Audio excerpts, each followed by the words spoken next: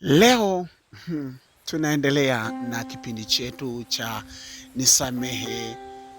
Shetani alinipitia katika. Leo tutakuwa kwenye sura ya 5 au sehemu ya 5 ambayo inatupa majibu mazuri kabisa katika kipindi chetu cha swali lililotuuliza mwishoni katika sehemu ya 4. Swali lenyewe liliuliza hivi: kwa nini mtu anaamua kuomba msamaha? Kwa nini mtu anaamua kuomba msamaha?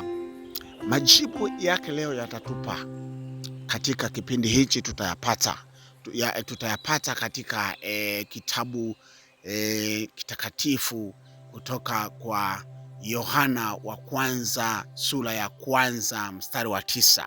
Yohana wa kwanza sura ya 1 mstari wa 9, ambayo inasema, tukiziungama dhambi zetu, yeye ni mwaminifu na wa haki hata atuondolee dhambi zetu na kutusafisha na udhalimu wote.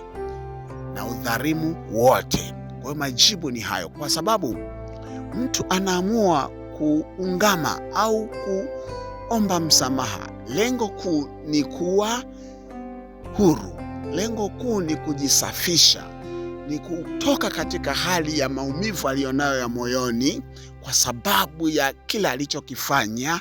Anajuta moyoni mwake ili abaki huru. Kwa hiyo sababu kubwa ya kuomba msamaha ni kutoa udhalimu ulioko ndani ya maisha yake au moyoni mwake, kwa sababu yawezekana alifanya udhalimu kwa kuwaza, kwa kunena au kwa kutenda, au pasipo kuwaza, yani jambo likajitokeza tu.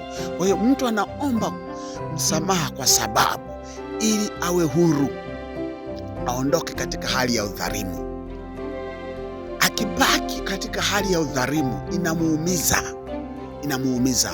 Kwa hiyo yule anayeomba msamaha anapaswa kumsikiliza na wala sio kushupaza shingo yake. Kwa hiyo mtu anapoomba msamaha, ana maana anaungama dhambi zake.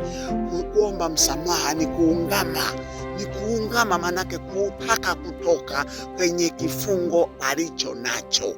Inawezekana kifungo kikao cha ndani ya roho, moyoni mwake, kisiwe kifungo cha gerezani. Anahitaji kufunguliwa kuwa huru, na Mungu awabariki.